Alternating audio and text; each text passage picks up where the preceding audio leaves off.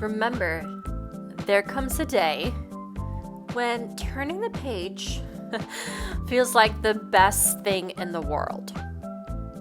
Because you finally realized there's so much more to the book than the page you were stuck on.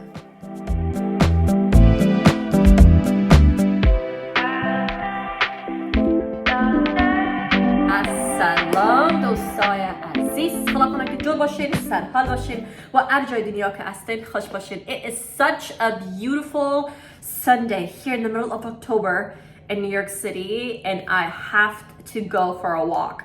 I have been inside the apartment all morning and all afternoon. I literally did nothing but did a deep clean of the apartment. And when I say deep clean, this includes like the moldings, the cabinets, and the usual like bathroom and whatnot.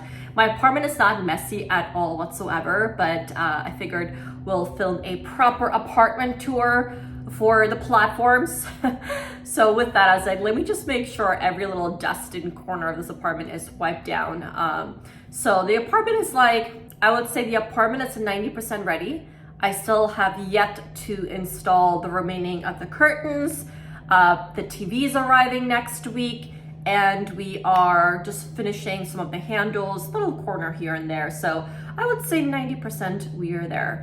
But listen, in reality, an apartment never is complete. We always, I feel like, find ourselves with wanting to tweak it or get a little something here and there. But nevertheless, I need to go outside for a little walk, and I figured I'll take you guys along with me before we come back and catch up on life. It's long overdue. I miss you guys, and we are long overdue for a little catch up, but come for a walk with me. Check out why I'm so glad I came outside for a walk. I feel like there's days where I just get caught up with work. The next thing you know, by the time I do get the time to go outside, it gets a little breezy. So I want to take every ounce of the sun while I can. Because this past few weekends, if you guys don't follow me on Instagram, please do, because I have live updates. I'm constantly on my story, but for the past few weekends, I have been going to my parents' house. For those who've been following the journey, we have been renovating my parents' house. So I've been going there every single weekend, and that kind of has consumed my weekends because it's a little organizing, purging, and etc. But it's so good to have this Sunday to myself. A particular Sunday I'm going to keep to myself.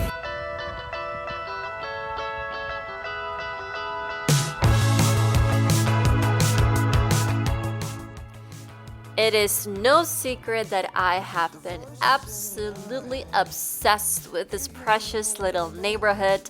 Long Island City has stolen my heart. There's something about the beam of the sun hitting your face, the water just gently flowing, and the Empire State trying to peek through for a hello.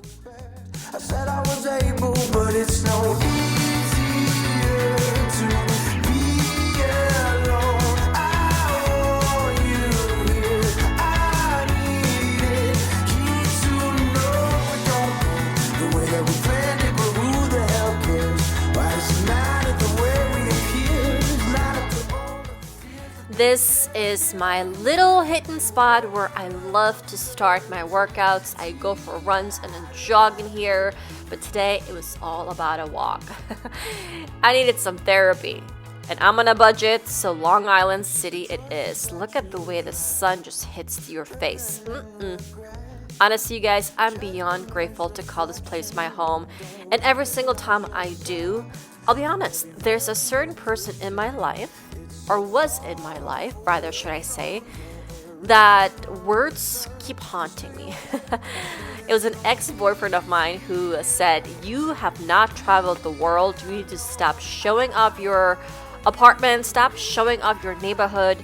It sounds like you have not even left the door."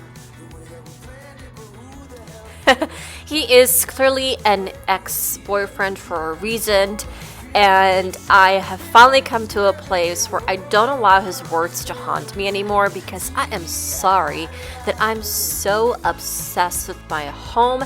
I'm so obsessed with my little neighborhood. And it's not me showing it off. It is just showing every ounce of gratitude. I love transforming my space. I love building little shelves and wallpapers and painting. It is my creative soul that I just love to share with you guys. So there was a reason for some time that I stopped creating content, because his words were haunting me. And unfortunately, I allowed his words to haunt me because I made the mistake in falling in love with this person. This was a person that was from my past that came back to my life unexpectedly. And I did think for a split second that he was my forever.